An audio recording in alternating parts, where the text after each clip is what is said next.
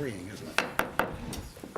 Good evening. This is the pre-council meeting of the City of Joliet, Monday, January 14th at 5:30 with Mayor Bob Odekirk presiding.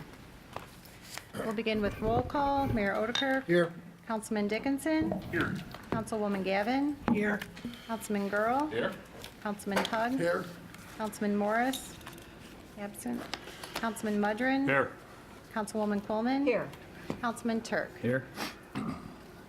First on the agenda this evening is a presentation on the Alternative Water Source Study Phase 1 summary by Allison Swisher, Director of Public Utilities.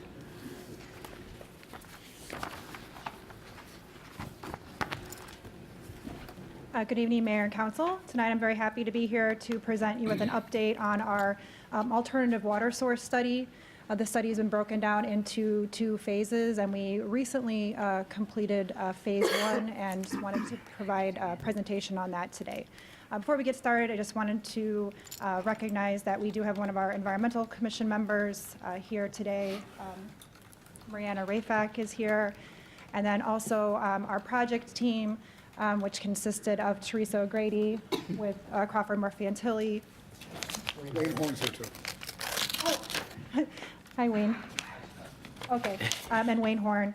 And then I was introducing our project team, which consisted of Teresa O'Grady with Crawford, Murphy, and Tilley, Jeff Freeman with EEI, and Nick Stepina with Stantec. So the Environmental Commission, in conjunction with the project team and staff, have been working very hard since August, compiling a lot of information so that we could present the results to you tonight. Right, so some background on the study. One of the most important components of the study was identifying the time frame that we have before we need to find an alternative water source.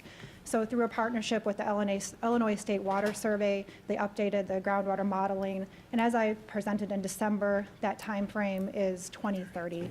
So really, Joliet does need a sustainable water source, and we do not have time to delay taking action any further. As part of the study, we developed 4 water planning scenarios, and this would be for how much water would we need from these alternative sources. And these range from 26 million gallons days, and that's for a Joliet-only solution, all the way up to 123 million gallons per day, and that would be for Joliet plus an entire regional community. So what was the goal of phase 1?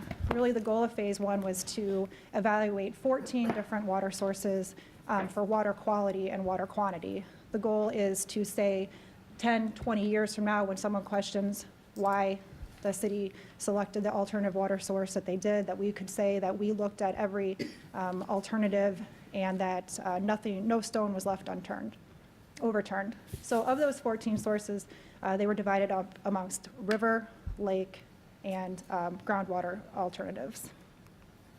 And this map just shows the 14 alternatives that were considered as part of the study. And as you can see, there are in all surrounding Joliet. To the west, we had the Fox River and the Illinois River. To the north, we had DuPage Water Commission. And then to the east, we had a number of Lake Michigan options with the City of Chicago, Oak Lawn, the Illinois American system, as well as a proposed Southland Water Commission system. And then even within Joliet, right here, we have the Des Plaines River. And to the south, we had various Kankakee River options. So we really looked at all possible options, and I'll provide some more detailed information on the analysis that was completed.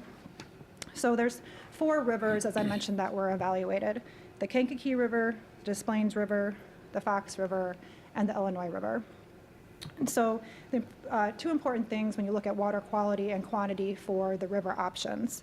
So withdrawals from the river are governed by the Illinois Department of Natural Resources, and water quality is governed by the Illinois Environmental Protection Agency. So team members discussed all of these options with both of those agencies to ascertain more information about the viability of these river options.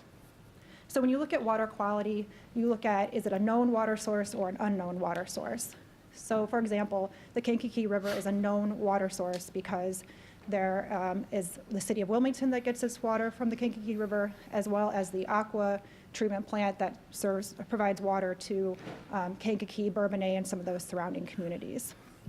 Now, the Des Plaines River is an unknown water source. There's no communities or other entities that get drinking water from the Des Plaines River.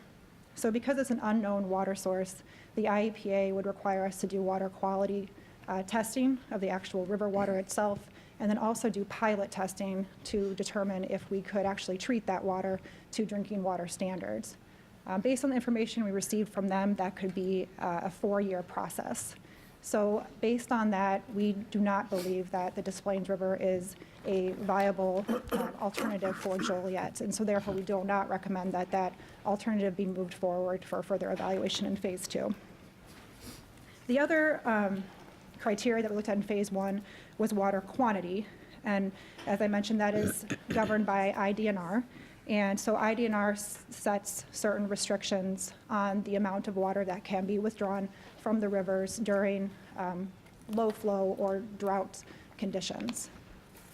So with the assistance of the Illinois State Water Survey, we did look at not only how much water would be available during those low flow scenarios, but how much backup supply the city would have available, because when there would be a drought scenario, if we had a river alternative, we would turn back on our wells that we currently have, and they would provide water to the city.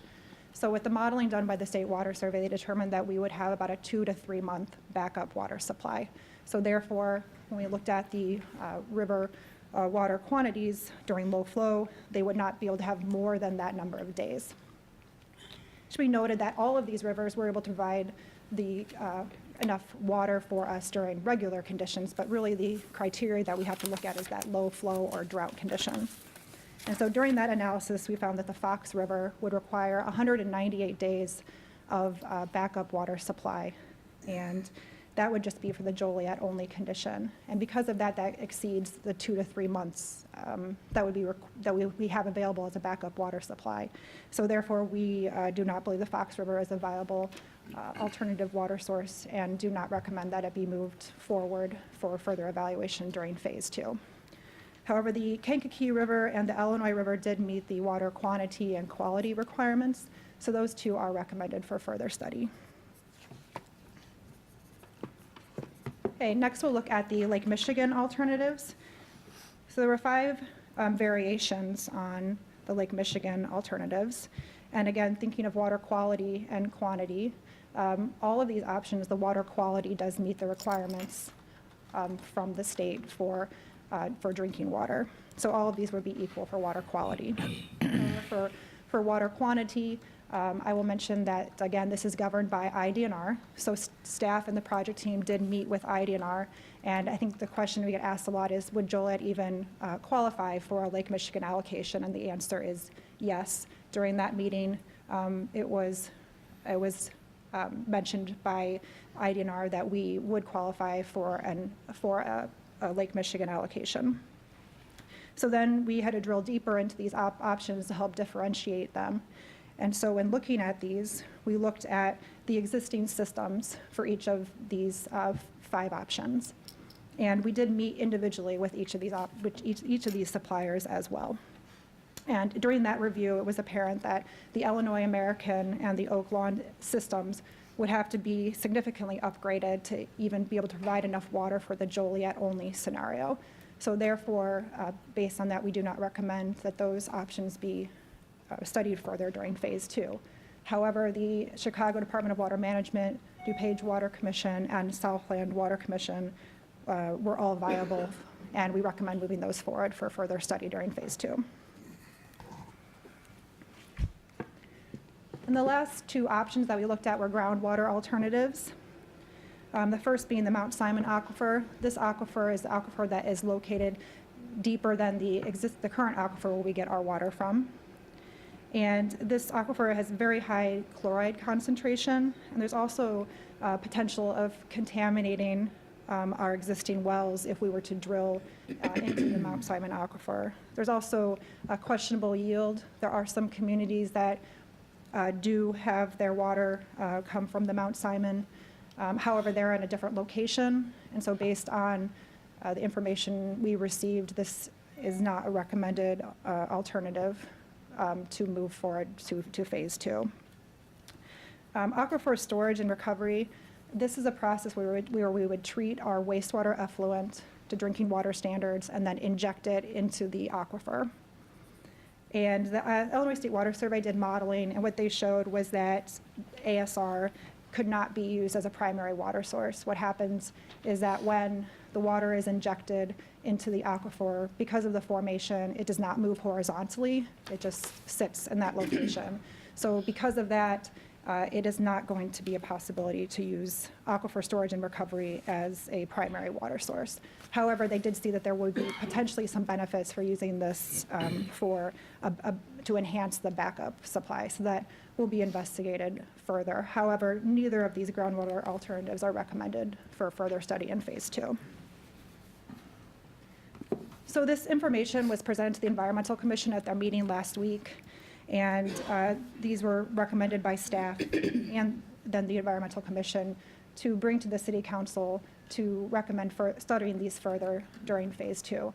That would be the Kankakee River, the Illinois River, and then 3 Lake Michigan options, specifically the Chicago Department of Water Management, DuPage Water Commission, and the Southland Water Commission. And I'll just say that with any of these, there are multiple and many variations that could exist. For example, the Joliet's a member of the Public Water Commission, so there is opportunities for that group to be involved with any of these alternatives. And similarly, there's private water companies that could also be involved, for example, Aqua or Illinois American in, for example, the Kankakee River. If we were to build a new water treatment plant, it could be built, owned, and operated by the city, or it could be built, owned, and operated by the Public Water Commission, or it could be built, owned, and operated by one of the private water companies. So the Environmental Commission was very clear that they wanted staff to be able to look at all potential variations of these 3 main sources, being the Illinois River, Lake Michigan, and the Kankakee River. So this map just shows the phase 2 source alternatives that we're looking at. Again, we have the Illinois River to the west, the Kankakee River to the south, and then the 3 Lake Michigan options with DuPage Water Commission, City of Chicago, and the proposed Southland Water Commission. So the next step is to move on to the phase 2 study. And a lot of people want to know how much is it going to cost, where the water main is going to go, how is the water going to get to Joliet, and those are just some of the questions that we will answer during the phase 2 study. So really the focus of phase 2 is to look at the extent of the improvements needed and then identify the life cycle costs. We want to further refine and prioritize the phase 2 criteria. So in phase 1, we are just looking at water quality and quantity, but there's much more to this decision than just that. So in phase 2, we'll be looking at control, governance, maintenance, redundancy, sustainability, and risk, and others too that will be identified as we move forward with phase 2. Another major component of phase 2 will be engaging and educating stakeholders. During phase 1, we began a public relations initiative. We retained Images Inc. to assist in that. They've already developed a brand, which is on the screen there, Rethink Water Joliet. That will be the overarching theme as we move forward with the program. And they're also developing a public engagement plan, and that plan will be presented to the Environmental Commission at their next meeting with the goal of having a kickoff with the public in March. And then lastly, another goal is assisting the Environmental Commission and the City Council in selecting the preferred alternative. It's a very technical, a lot of technical information, but also a lot of the decision-making will be not technical. So our goal is to provide you with the information that you need to make this decision.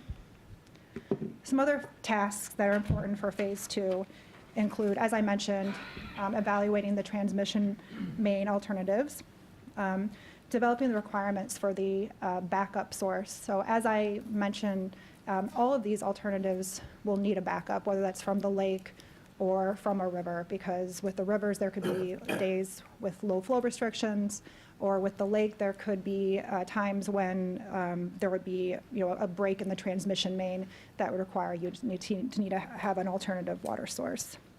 We'll also look at not alternative water source, a backup supply. And so we'll look at evaluating storage requirements, and then also developing a proposal for the Lake Michigan suppliers to present to us their proposal for how much there be for purchased water costs. So, there are numbers out there now for some of these agencies of what their costs are. However, we have not asked them to give us their best offer. So that will be done in phase 2, where we will ask them to give us their proposal for providing water to Joliet. And we'll also be compiling lifestyle costs. So that includes construction costs, operation and maintenance costs, and purchased water costs. And one item not on here to mention is the importance of the schedule. We'll be also looking at each of the alternatives to see how long that construction schedule would be to implement that source.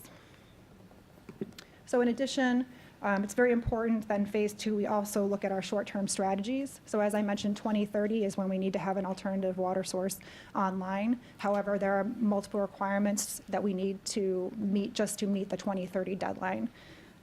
As far as potentially having to drill new wells to meet new growth, and also focusing on water loss reduction.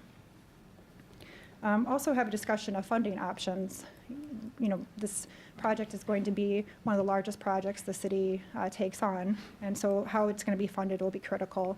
Right now, we're looking at various loan programs, both state and federal, as well as traditional bonding. We will develop and review RFPs from private water companies and water commissions for various alternatives. Continue the public engagement and communications rooted within the Environmental Commission. And really, the goal here will be to take public engagement to the people. We'll, not try and minimize the number of meetings that are had, but actually go to festivals, go to the neighborhood councils, go to the HOA meetings, and really take the message to the people so that everyone's educated about not only how much is this going to cost, but that we have a problem, that we do need an alternative water source, and really the idea of rethinking water and encouraging that engagement with the residents. We have an allowance for Images Inc. to implement components of the public relations plan. There'll be an independent review of the budgetary costs, and this the independent reviewer will be selected through an RFP process. And then lastly, we'll have legal assistance provided by Holland and Knight as needed to evaluate the alternatives. And also, it's important that we will be having ongoing discussions with potential regional partners. There's communities that have been identified as potential regional partners, and we will be meeting with them at a staff level, as well as they've been invited to the Environmental Commission meetings. So just to wrap up, the next steps, we will be bringing the contract for the CMT project team, be the same companies working on that team as were for phase 1. So that consists of not only CMT, but also EEI and Stantec. And that will be at the February 5th council meeting. We will then be scheduling meetings with Environmental Commission members and the City Council members to discuss through some of the criteria of phase 2 and talk about what is important to everyone will be making this decision, so that we can provide you with the information that you need to make that decision. We'll be continuing to have the Environmental Commission meetings, which will be the main avenue for relaying information about the project, and those will be on the second Tuesday of the month at 4:30, as well as the Water Conservation Subcommittee meetings, which are the fourth Wednesday of the month at 3. And then the goal of phase 2 is to select an alternative water source by the end of 2019. Any questions? Any questions, comments? Mayor? Yes.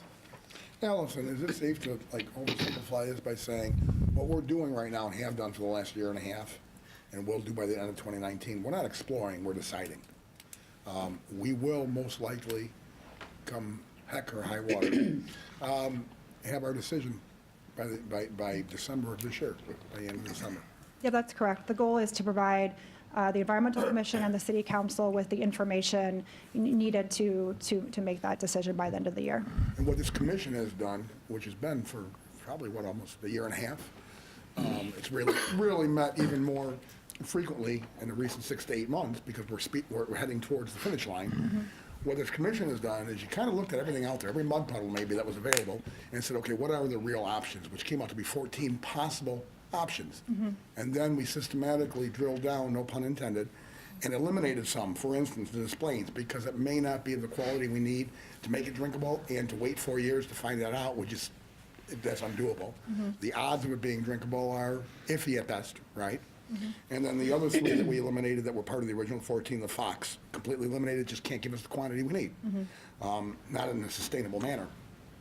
Same thing with Illinois Water, which is over by Homer, as a connection site, as well as the Oak Lawn. Again, they can't give us the volume we need without some rather expensive improvements that could, again, set us back. Yes. So we've really narrowed it down to 3 options: Kankakee River, Illinois River, Lake Michigan, and then each one has some initial, maybe we can get it through this route or that route, but we might develop a different route as we narrow it down. That's correct. Okay. Yeah, like I said, the Environmental Commission, was very clear to, give the staff and the project team latitude to look at all these possible alternatives. And as we move forward in, with the study, we'll have that information to, hone in on, the options that are even more viable. Well, this is something that's been discussed, or, like I said, we're not investigating, we're deciding for some years now. Maybe some people say 20, some say 30.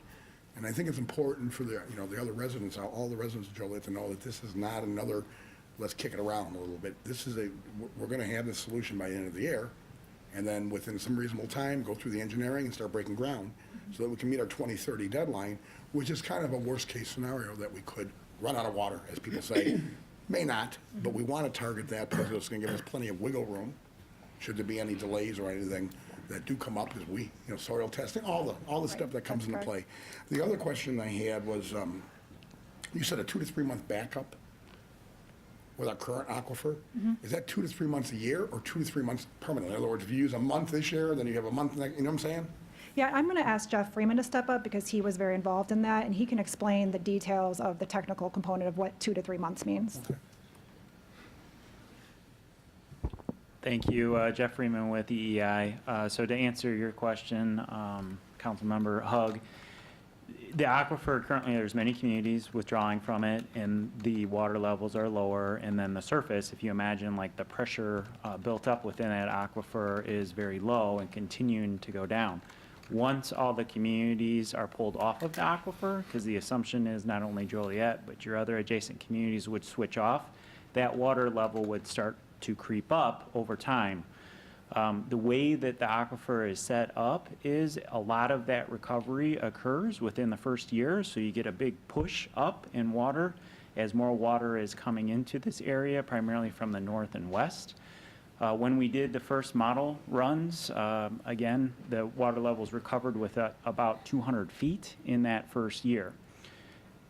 If the way that we programmed the first model runs was you would need a backup using a river water supply on average once every 10 years, because the low flow restriction to pull water out of those rivers is based on a 10-year reoccurrence interval. If you were to turn the wells on once every 10 years, you could operate your system with only the well water for 2 to 3 months. By itself, it would be sustainable at that point. The aquifer would replenish itself enough. Again, within 1 year, a lot of that recovery occurs. So if your system goes online in 2030 and then you need to turn the wells on in 2031, you may not be able to get the 3-month time frame because it hadn't fully recovered, but I would think on the order of 2 months. As part of the phase 2 analysis, we are going to run different alternatives to test the sensitivity of how much time you would have for that backup supply. And there's currently no low flow restrictions when you're drawing from Lake Michigan, because the lake doesn't variate that much. Typically not. Once you have an allocation, and if the supplier that you're working through can provide that amount of water, then typically there wouldn't be a restriction. As Allison indicated, there could be circumstances where you may have reduced flow or no flow, such as if you have a singular transmission main that is coming out to Joliet from some particular area, and there's a break in that main, and no other way to functionally get that water to you. It could be hours, it could be days, it could possibly be weeks, depending on how big that transmission main is. Other Lake Michigan systems from time to time will have challenges at their intake. So there's something called frazzle ice, that if the intake within the lake kind of clogs up based on ice or other means, they may be limited to get the water into the system, treat it, and send it out. And therefore, we think it's appropriate for the city to have backup supply just in case something like that happens as well. Thank you. Any questions? Mayor? Yep. Just for Allison. Allison, in the meantime, I noticed that you have a subcommittee for conservation. In the meantime, could we start putting some things on our website for folks that are interested in following? Not only would this save them money, but start saving water. For example, new shower heads that conserve water. When you're brushing your teeth, don't let the water run. And, things like that nature, and what you can do with your toilet in your home. There's different devices to put in there, or if you, for nothing else, you put a brick in there to conserve water. Yes, that's a great idea. We were brainstorming topics for social media campaigns, and there were some exactly what you said that came up. And there are programs now existing where you can get low-flow shower heads at no cost. So we'll provide that information. Just so folks can start, but in the long run, it'll save them money as well, besides saving our water. Yes. Thank you. Thank you, Allison, great job, thank you. I want to thank Ms. Rafek and Mr. Horn from the committee who are here. Allison condensed, there was about 2.5-hour meeting into 20 minutes. But in that vein, Marty, I think with all the different things that are in front of us, and I certainly don't want to undercut the commission at all, but I think the city council has to become a little bit more active in this. Is there a way that we could do in the near future some type of joint meeting? Or, I know we do side budget meetings. I think there's a lot of information that needs to be processed here. And one of the committee members asked a great question at the last meeting. He said specifically, he knows what's important to him. The committee's gonna make a decision and make a recommendation for us. For him, it was sustainability, but he said, I don't know what the council's thinking of what their priorities are gonna be in this decision. So I think some interaction would be good, so we're all on the same page. And again, I don't want to be at the point where we get to the fall and all this is being regurgitated in 20-minute blocks in front of the council. I think we need to be really up on this issue and all the ins and outs. So I don't know, really don't have an answer, other than maybe in the near future, we should consider some type of joint meeting, having the council present at a water commission meeting. Yes. All we'd have to do then is just, for the public, just keep your eyes open for any publication, because that would, go out as a public meeting, so. Okay, all right, thank you. Next is citizens to be heard on agenda items. First, we have Susan Macher regarding Council Memo 1119, ordinances and a resolution associated with Corridor 80 subdivision.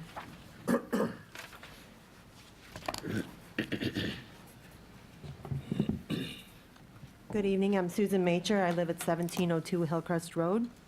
I'm speaking regarding the Corridor 80 subdivision off of Spencer and Briggs Street. I'm sure most of what I'm going to say I've said before, and other people have as well. I'm opposed to this for several reasons. First of all, it was reported last time, according to a Collier's report, the occupancy level of warehouses in the Joliet area, Will County area, is already higher than it should be. And adding more to that just doesn't seem like a wise idea to me. Listening to Ms. Swisher give this report on the water situation within the city and the surrounding areas, you're talking about conservation, yet you're talking about annexing more land, more warehouses that are going to use more water. Third, the road conditions in the area. We all know, obviously, that I-80 is not the best place to travel, especially during rush hour, especially during the 3 o'clock, 4 o'clock hour when all the trucks from the intermodals and that are getting to I-80. So adding to that, I don't believe would be a very wise idea. Also, the type of positions that are usually associated with these warehouses, these temp jobs, temp agencies, there's been a recent article going around the internet regarding Elwood and what happened with their intermodal and the promises that were made and the good jobs and that, and how it didn't pan out. Joliet is going to be getting the reputation of being the warehouse and temp agency capital of the world. I don't know if that's the actual reputation you want for the city, but that's the one they're getting. It just seems that with these addition of warehouses and really no forethought as to what's going to happen 10 years down the line with these. You know, you're talking about this water situation again. You need to have something in place because, you know, the aquifer is going to be running out within the next 11 years. You really do need to think ahead and maybe kind of put the brakes on approving these warehouses after warehouse without really having time to sit down and think about the long-term ramifications of these things. I understand that, you know, money is important. Obviously, you need money to build, you know, different different alternatives for your water situation. However, I really, I don't understand the thinking. I know at one city council meeting, you know, someone said the city has bills to pay, and the only way to pay them is to keep adding more land and, you know, bringing in more business. But at the same time, you really need to think about the long-term effects that these warehouses are going to have if you keep approving them over and over again without really any forethought to what's going to happen in the future. Thank you. Thank you. Curtis Anderson, Council Memo 20-19, a resolution endorsing the Metropolitan Mayor's Caucus Greenest Region Compact. Good evening, Mayor, council members. Well, really what I have to say is that it's extremely important that the city of Joliet signs on to this. Not only signs on to it, but moves aggressively. Because this is a collection of line items, as I'm sure you all know. And the city can move at its own speed, but I'd like to quote an article from October in The Guardian. It's about the UN Intergovernmental Panel on Climate Change. The authors of the landmark report, released on Monday, say urgent and unprecedented changes are needed to reach the target, which they say is affordable and feasible, although it lies at the most ambitious end of the Paris Agreement pledge to keep temperatures between 1.5 degrees Celsius and 2 degrees Celsius. And this is quoting a co-chair of the working group, it's a line in the sand, and what it says to our species is that this is the moment and we must act now. This is the largest clarion bell from the science community, and I hope it mobilizes people and dents the mood of complacency. As constituents, we trust our elected officials to do what's in our best interests, and our planet's dying. It's that simple. So, please approve this compact, and then once we approve it, please move aggressively. Thank you. Thank you. Is there anyone else that would like to speak on an agenda item this evening?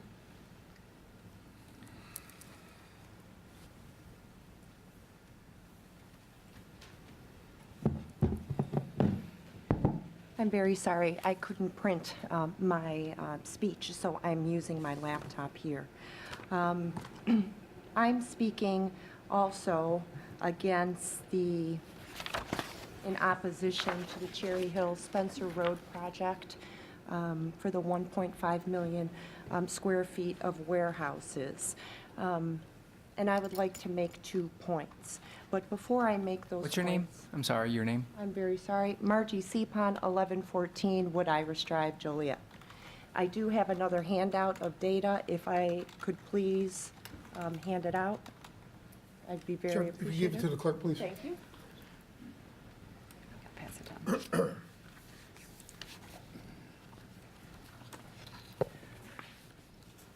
Okay, my first point is at the early December council meeting on this matter, I presented to you with Collier's Chicago Metro Industrial Report for Q3 2018. I highlighted that the overall Joliet I-80 submarket industrial vacancy rate in Q3 of 2018 was 11.8%. That is equivalent to approximately 10.8 million square feet of vacant warehouse space. Today, I would like to present to you, as you have now, an aggregate account of the Collier's 2017 through 2018 quarterly findings regarding vacancy rates and vacant space. I will briefly summarize the handout and the data. Pages 1 and 2 of this aggregate report provides the overall vacancy rates and related statistics for all Metro Chicago submarkets for the last 7 quarters, starting quarter 1, 2017, ending quarter 3, 2018. Quarter 4 data has not been released yet. In Table 1 on page 1, highlighted in yellow, are the vacancy rates spanning the time period for the Joliet I-80 submarket. As you can see, the overall market vacancy rates for Joliet I-80 have increased substantially from 4.27% in quarter 1 to 11.8% in quarter 3, 2018. So from quarter 1, 2017 to quarter 3, 2018, 4.27% to 11.8%. Of all the reported submarkets, Joliet I-80 currently holds the highest industrial vacancy rates and is over 5 percentage points higher than the Chicago Metro average of 6.34%. Vacant space has increased from approximately 3.4 million square feet in quarter 1, 2017, to approximately 10.8 million square feet in quarter 3, 2018. This does not include the 2.5 million square feet of big box space under construction as provided in the Colliers Quarter 3 2018 report. According to Colliers, big box space is a segment of the market and is defined as located within the Chicago metro market, 200,000 square feet or larger, ceiling height of 28 feet or greater, and precast construction. Pages 3 and 4 provide big box vacancy statistics for all Chicago metro markets starting in quarter 3, 2017, ending quarter 3, 2018. Again, quarter 4 not released yet. In quarter 3, 2017, the Joliet I-80 big box vacancy rate was 6.87%. And in quarter 3, it rose substantially to 15.9%. Only one other submarket, the north suburbs, has a higher rate of 16.77%. However, I believe it is important to note that the north suburbs has a relatively small big box market with a total inventory of 1.4 million square feet, compared to Joliet I-80 with approximately 58 million square feet. So of the 10.8 million total vacant warehouse space previously mentioned in the I-80 Joliet submarket, 9.3 is vacant big box space and does not include the additional 2.5 million square feet under construction. This 9.3 million square feet represents 43.5% of total Metro Chicago big box vacant space. So in regards to the Cherry Hill Spencer Road 1.5 million spec project, I oppose it. I strongly believe that the data, which is freely distributed to the public, should be thoroughly analyzed prior to your vote on this item, and that your decision should be data-driven. To me, the market is not calling for more warehouse development. And then finally, and very briefly, my second and final point, should this development actually be approved, even with the provided data, due to the construction at Route 30 and I-80, what traffic calming measures will the developer utilize to ensure that truck traffic will not bypass the exit off of Route 30 and actually divert to Briggs Street to travel west on Spencer to enter the site? And then for the same reason, what traffic calming measures will be established so that truck traffic will only travel east on Spencer Road to Gallagher upon exit from the site? Ma'am, you're over 5 minutes if you wrap up. Sorry. please. Signage is not effective. Thank you for your time. Thank you. I appreciate the extra time. Thank you. Is there anyone else that would like to speak on an agenda item? Seeing none, we'll pass it to the city manager to discuss the items on tomorrow night's agenda. Okay, I'm going to run through the agenda tomorrow. There's a proclamation honoring JCA JCA IHSA 5A state football champions. Is this their first? Second? Yeah. Council committee reports, finance and public service are going to provide their reports. There are 5 items on the consent agenda. If any council member wants any of the items removed and voted on separately, just make that motion at the appropriate time tomorrow, or just you can let the clerk know between now and tomorrow's meeting. There are 4 liquor license items on the agenda. I would like to invite the Deputy Liquor Commissioner to the podium to provide his report. Mayor, City Council. A liquor hearing was held on December 19th. This is Council Number 5-19 for a premise and package license, Class A license at 3115 West Jefferson Street. The applicant is KPT LLC, Industry Tap House, Paul and Marie Knorr. No people showed up in opposition. The police and fire have no opposition. The city safety inspector for building department does have some things to work out, but they are doing a redo in the building. So the license will be held until that is approved by the building department. No outstanding monies are owed to the city, and due to the facts of this hearing, we are recommending approval. Next is City Council 6-19. A liquor hearing was held on December 19th of 2018. The applicant is ROC Joliet CC LLC, DBA Joliet Country Club at 1009 Spencer Road. It's a Class B premise only. There are some violations with the building department that need to be addressed before the license is given. Police and fire have no things, and there's no monies owed to the city. Due to the facts of the hearing, we are recommending approval.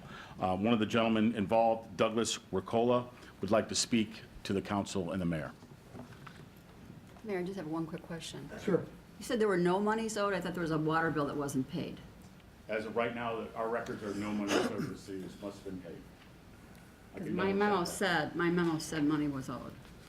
Said on mine here in the council I just got this morning. Oh, this morning, well, okay, I got this on Friday, all right. Yeah, I think we paid it just recently. Okay, My name's Doug Riccolo. I'm one of the principals in Joliet Country Club.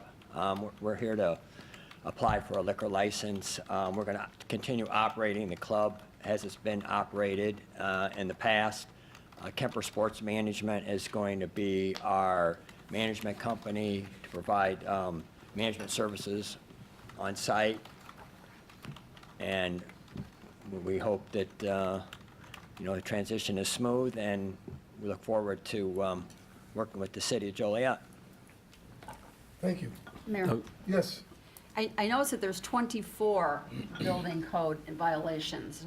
And if you're going to run it as is, how long is it going to take you before you get those violations fixed? I've got a list. We've completed about half of those repairs right now. We're in the process of getting bids. There was some leaking pipes from the furnaces and stuff that have to be repaired before we can paint and put new carpet and whatnot in. So all that work should be done within a week or two. Okay, because one of the things that disturbs me is there's lack of fire extinguishers and fire exit signs. That's on the list. And what's the question? I said, one of the things that concerns me is if you're going to continue operating as is in the meantime, there's a problem with fire extinguishers that are needed and notable signs for fire exits. Okay. I mean, Is that those are taken being care of? addressed.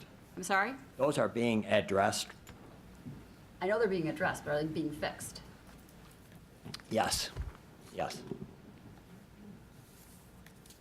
Okay, thank you. Doug, just to correct it, it's, as you know, Joliet Golf Club, Right, it's Joliet, not country. Joliet Golf Club. It used to be Joliet Country Club. The new name is Joliet Golf Club. Marty, can we have somebody make sure that they're getting in compliance, but in the meantime, that there's not a safety issue out there? Yeah. All right, thank you. Are we going to agree to the license, or are we going to wait till all these things are taken care of before we agree to it? my guess would be that we either agree or disagree with the transfer, but I mean, I have no problem with it, I just want to make sure these things are done, because we want the Joliet Golf Club to continue. We approve the license, and they don't get the license until it's, the building inspector signs off. So no one gets their license until it's approved. So you will do that? Yeah, always. Whenever we say this in a memo that we're waiting on the building inspector. Okay. We'll approve his license because we like the idea of the business and things going forward, but they don't get the license until that, and everyone knows that. That's why. Well, that's my concern. I want the country, or not the country club, the golf club, to succeed, especially under new management and everything, but I just want to make sure also that That's it's the way it always works. a safe place. Okay, All right, thank you. thank you. Next, we have Council Member 7-19. A liquor hearing was held on December 19th of 2018 for a Class E restaurant hotel at 158 North Chicago Street. The applicant is 158 North Inc., cut 158. There are no monies owed to the city. Police and fire have no problems with it. The building department is waiting on approval of redoing the inside as well there. And due to the facts and effects of this meeting, we're recommending approval at this time. Last, we have Council Member 8-19. Also, on this one, do they pay back their money to the city? Because my memo here says There is no money owed to money's the city owed at to this this time. address. Nothing, it's the last Are previous these owner. not updated? I mean, It's probably not. No, mine is updated to here, so the landlord, I'm sure, took care of that because it's a new applicant. He did not owe the money from there, so the landlord took care of it. okay, because I'd like updates then. Okay, All right, so I don't have to bother you with these questions. that's fine. Thank you. Last is 8-19. Liquor hearings were held on December 19th, 2018. The applicant is 700 Ruby Inc. It's a Class E restaurant, DBA Mama's Restaurant at 457 North Chicago Street. The building department is not approving at this time due to new inspection. Police and fire are okay, and there are no monies owed to the city. Due to this meeting, the building, we are recommending approval at this time. Any questions? Yeah. yes, Go ahead. Okay, 5-19, is this the former doghouse? Yes, it is. Okay. Yes, it is. Oh, you meant 457 North Scott Street. Scott Street, I'm sorry, yes, Scott Street, yes. I meant 457 North Scott Street, sorry. Thanks. questions? Thank you. Under public hearings, there are 3 public hearings on the agenda. First, tomorrow, there's going to be a presentation by S.B. Friedman, and then a public hearing regarding the proposed Silver Cross redevelopment project, area tax increment financing, district eligibility study, and redevelopment plan and project. There are no action items on the agenda. The ordinances authorizing the adoption of the TIF are planned for the February 5th meeting. Second is an ordinances and a resolution associated with Corridor 80 subdivision located at the southeast corner of Spencer and Cherry Hill Road. There were a handful of questions at the Plan Commission meeting, and a few members of the public, similar to today, spoke in opposition. The matter has been on our agenda on 2 other occasions, but been continued. In addition, at the last time it was on our agenda, there was a question with respect to access, and that has been addressed. Dave Silverman, attorney for the applicant, is expected to attend tomorrow. He is also in attendance tonight. I recall that on December 4th, we had a public hearing, and there were no public comments at that time. But Mayor and Council, I do feel like I should probably respond to vacancy rates of warehouses, just very briefly. Joliet does not get involved in market information. We cannot, nor do we have the staff to review market information. We don't tell laundromats or grocery stores or any other businesses that they cannot locate in Joliet because we have too many in our town.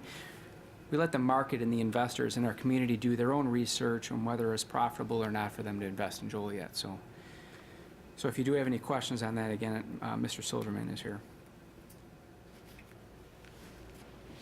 Probably just address it tomorrow, if there's any questions. Third, there's ordinances and resolution approving the annexation of 52.1 acres located at 620 Sandell Place and 800 Richard.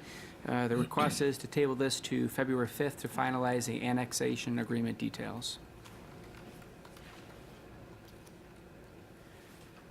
On our ordinances, the first is ordinances associated with Centerpoint Intermodal Center at Joliet subdivision.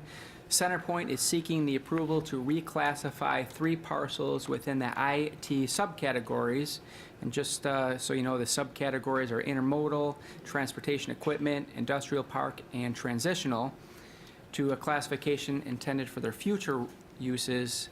Overall, just over 82 acres will be reclassified, with a net gain of 5.3 acres of industrial, with a corresponding net loss of 5.3 acres of industrial park.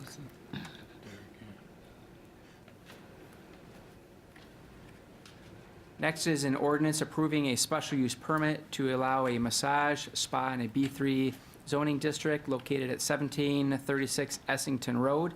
Massage businesses are special uses. For your information, all employees are required to be certified by the state. The zoning board voted in favor of the request. No one appeared at the zoning board meeting to speak in opposition.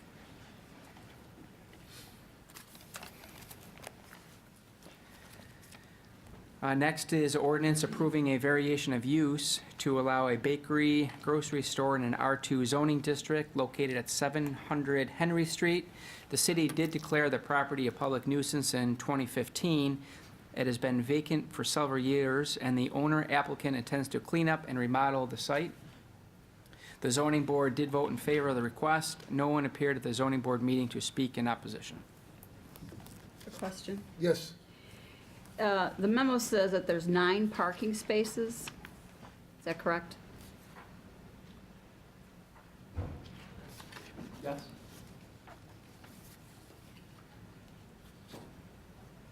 Yes, that's correct. Okay, so it's a bakery slash grocery store, and there's gonna be 5 to 6 employees. Are they full-time employees or part-time employees? Because I noticed the hours of operation were 7 days a week. Yes. You step to the microphone, please. Hi, my name is Romero Sanchez, 509 North Chicago. I'm the one trying to open the bakery. Yes, 5 to 6, hopefully. Every full-time. day? Yes, ma'am. Where will they park? The property comes with also with the house next to it, and also has a driveway. I saw that, yes. Yeah. So that driveway, well, one of the main, 2 of the full-time employees, one's gonna be my mom and my stepfather. So they'll be parking there. And then I think we got a parking right in front of the building also that would allow for like a full-time employee to park. So that will remain 9 empty spaces for people that want to come and shop in your grocery store Yes, ma'am. and the bakery? Yeah. And the dumpster, will that be taking up a parking space in the back, or is that a separate area? No, it's a separate area towards the back. It's already enclosed in the back, behind like the garage. I don't have the picture on me, but. No, I saw the picture. Oh, okay, yeah. Yeah. The reason I ask these questions is because there's an issue with a grocery store over on Ruby Street now, and it's lack of parking, and it wasn't planned very well. So Okay. I have no problem with this. I just wanted to make sure. So Oh, okay. I'm good with the questions. Thank Thank you. you. Yep.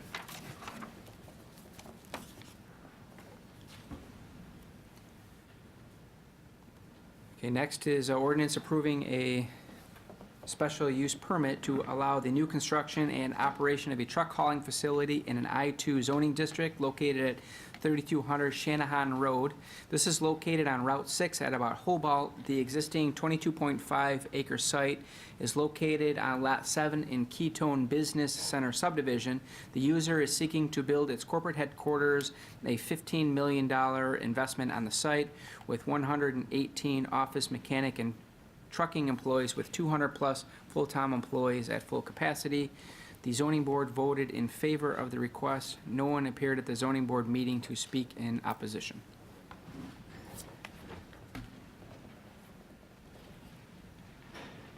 Under resolutions, resolution authorizing a cost share for Pace Bus Route 511 to CenterPoint service agreement. Since 2011, Pace has provided bus service from downtown Joliet to CenterPoint with a cost share. That service promotes the value of mass transit and supports employment options for those without vehicles.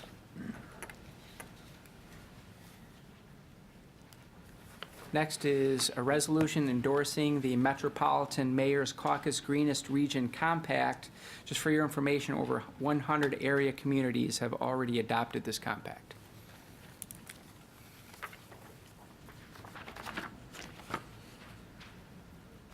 Next, a resolution authorizing a substantial amendment to the CDBG FY 2018 Annual Action Plan to the amended 2015-2019 Consolidated Plan. A reassessment of the immediate needs resulted in the desire to reallocate the resources, and when we do that, we have to pass a resolution authorizing a substantial amendment.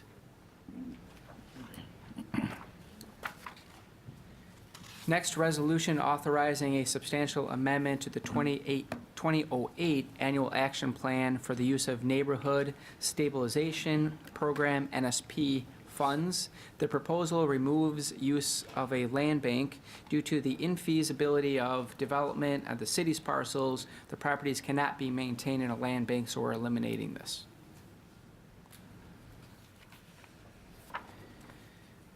Next is a resolution approving a collective bargaining agreement between the City of Joliet and the Illinois Fraternal of Police Labor Council and Joliet Police Supervisor Association. We finalized a collecting bargaining agreement with the Labor Council Supervisors Association. The term of the agreement is January 1 of 2020 until December 31, 2022, granting a 2% pay increase annually. The basic terms of the new agreement are the same as the current agreement, with the exception of one significant change. In recognition of the WICE staffing and deployment analysis, as well as restructuring of the police department command staff in recent years, the FOP Supervisors Association has agreed to eliminate through attrition the position of captain. There are currently 4 captains. The salaries and benefits for these 4 positions cost the city over $1 million annually.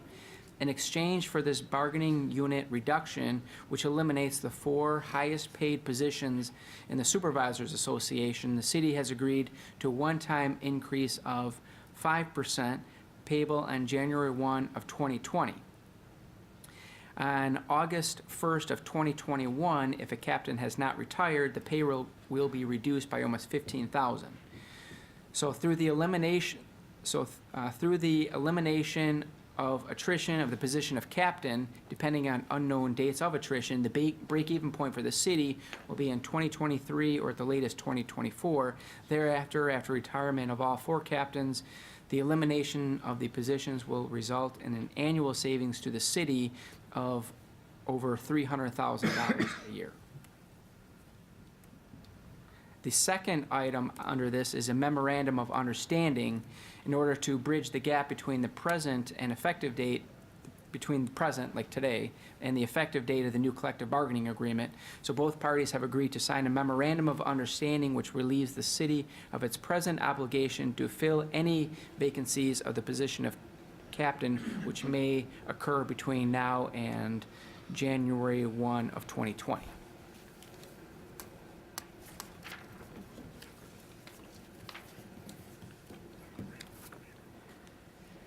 Okay, under bids and contracts, the items will be reviewed by Public Service Committee, who were reviewed by Public Service Committee report, who will report on any issues during the committee report tomorrow. I just want to highlight one, request for authorization to engage Ice Miller as special counsel, bond counsel for the Cullinan redevelopment and future bond issuance. This is for the property at the northeast corner of I-80 and I-55. Just so the public is aware, I know council is aware, but for complex projects such as Cullinan, there's a lot of behind-the-scenes work. This is one of the few public matters necessary to keep the project moving forward, and Cullinan has committed to paying the up to $25,000 review charge. What was the charge? $25,000. No, what'd you call it? The up to the $25,000 review. Review charge. Review charge. Okay, that's what I didn't hear, thank you. Finally, there is a request for executive session tonight. So moved. First, we have public comments. Oh, Is there anyone that's present that would like to speak under public comments this evening? Seeing none, is there a motion to go into closed session to discuss personnel, collective bargaining, land acquisition or conveyance pending or threatened litigation, after which the meeting will be adjourned? so moved. Second. Been motion and seconded to approve. Councilman Dickinson. Aye. Councilwoman Gavin. Aye. Councilman Girl. Aye. Councilman Hug. Aye. Councilman Morris. Aye. Councilman Mudrin. Aye. Councilwoman Quillman. Aye. Councilman Turk. Aye. Motion carried.